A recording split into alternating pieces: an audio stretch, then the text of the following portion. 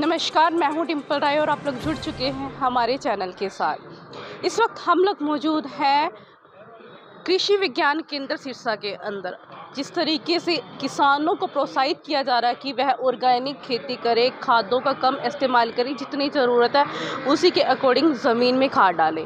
उसी के चलते किसानों को जागरूक करने के लिए आज कृषि विज्ञान केंद्र के अंदर हरियाणा किसान मेला लगाया गया, जिसमें किसानों को जागरूक किया जा रहा है किस तरीके से खेती करनी चाहिए, कितना बीज डालना चाहिए, कितनी खाद डालनी चाहिए और ऑर्गेनिक खेती को किस तरीके से बढ़ावा दिया जाए। यहाँ पर कुछ लोगों ने अपने अपने स्टॉल भी लगाया। इनसे बातचीत करेंगे क्या कुछ खासियत है इनके स्टॉल की, इसे बातचीत करने की कोशिश करते हैं।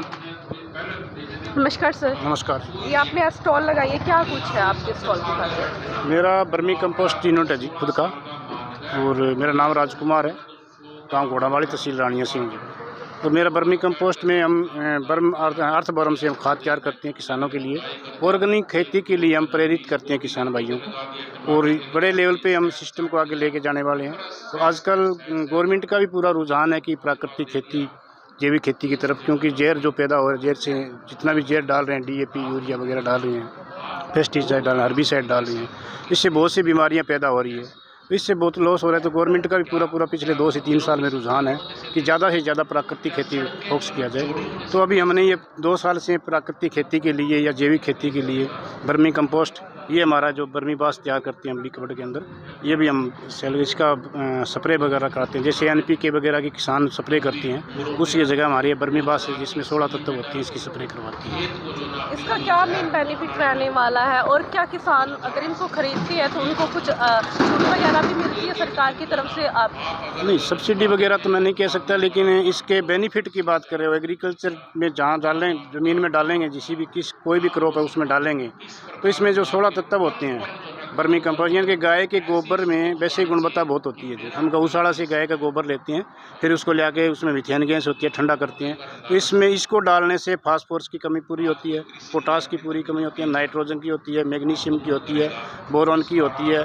और जिस खेत में फंगस ज़्यादा होती है, पौधे में फंगस का बहुत बड़ा लॉस होता है किसानों को, तो ये वर्मी कंपोस्ट डालने से वो फंगस भी दूर होती है। तो ये हर प्रकार के DAP यूरिया मार्केट में फास्फोरस, नाइट्रोजन वगैरह मिलते हैं फर्टिलाइज़र वाली दुकानों से, उससे कहीं ज़्यादा अच्छे बढ़िया रिजल्ट आते हैं। और जहाँ ये डालने लग जाएंगे किसान, तो वो आने वाले टाइम के अंदर जैसे पानी की भी बहुत ज़्यादा कमी महसूस हो रही है, तो इसमें ये दिक्कत आ रही है।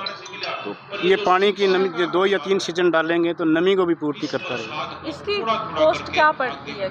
ये कॉस्ट जैसे मार्जिन की बात करें तो हमें इनकम का कोई ज़्यादा नहीं होती है, लेकिन हम 800 रुपये क्विंटल बेच रहे हैं इसको। अगर सही मायने में अगर क्वालिटी वाइज चीज़ कर रहे हैं तो इसलिए मतलब 50 रुपये से 70 रुपये हमें पर क्विंटल बचता है, लेकिन किसान को हम कम रेट पे अवेलेबल कराते हैं। तो ये 1 क्विंटल कितनी एकड़ ज़मीन? 1 एकड़ में स्टार्ट में अभी जैसे पिछले 10 से 15 साल में फास्फोरस यूरिया का ज़्यादा मतलब यूज़ होना शुरू हुआ है, तो इसमें अभी हम 5 से 6 कुंटल डलवा रहे हैं। DAP यूरिया कम करवा रहे हैं, जैसे कोई 50 किलो डाल रहा है तो हम 25 किलो डलवाते हैं।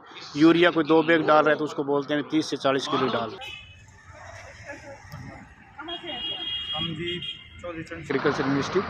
अच्छा, आज आपने ये जो स्टॉल लगाई है, क्या खासियत आपकी स्टॉल के अंदर कहने का मतलब हम जो प्राकृतिक खेती है ना, उसकी ओर किसानों का ज़्यादा से ज़्यादा बढ़ाव करना, यानी जो हम खेती कर रहे हैं रासायनिक, उससे हटकर हम प्राकृतिक की ओर, अगर प्राकृतिक की ओर जाएंगे तो हमारा स्वास्थ्य वो बेटर रहेगा। अच्छा, आपने ये जो प्रोडक्ट्स रखे हुए हैं इनके बारे में कुछ बताया? हाँ, इनके बारे में जैसे अपना एजेक्टो PHB, ये अपना फास्फोरस सेल्युबल बैक्टीरिया होता है, जो हमारी फास्फोरस हर साल ज़मीन में रासायन के तौर पर हम डालते हैं, वो जर्म होती है, उसको फॉर्म बदल के वाटर सेल्युबल के रूप में करके और पौधे को देती है, ताकि धीरे धीरे पौधे की ग्रोथ बढ़िया हो और अपना भूमि का ऑर्गेनिक कार्बन है वो बढ़ाओ।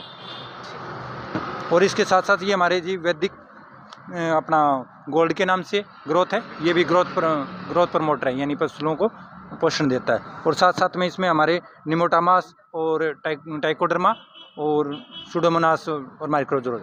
इनकी अप्रोक्सीमेट कॉस्ट कितनी पड़ती है? इनकी कॉस्ट नॉर्मल जी करीबन 300 रुपये पर एकड़ खर्चा है। ठीक है। नमस्कार नमस्कार क्या जी, नाम है सर आपका? प्रेम कंबोज कहाँ से आए हो? सिरसा ये आपने आज जो जोड़- स्टॉल लगाई है, जोड़न वाली विलेज जोड़न वाली।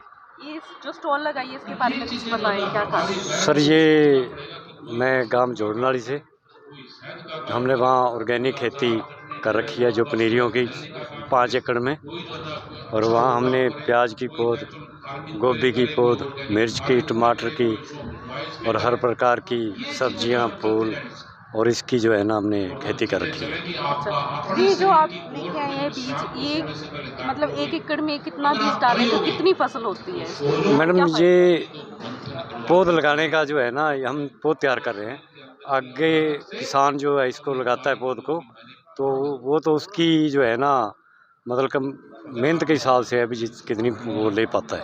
ठीक है। और मतलब ये सारे ऑर्गेनिक है? बिल्कुल ऑर्गेनिक है। ठीक है।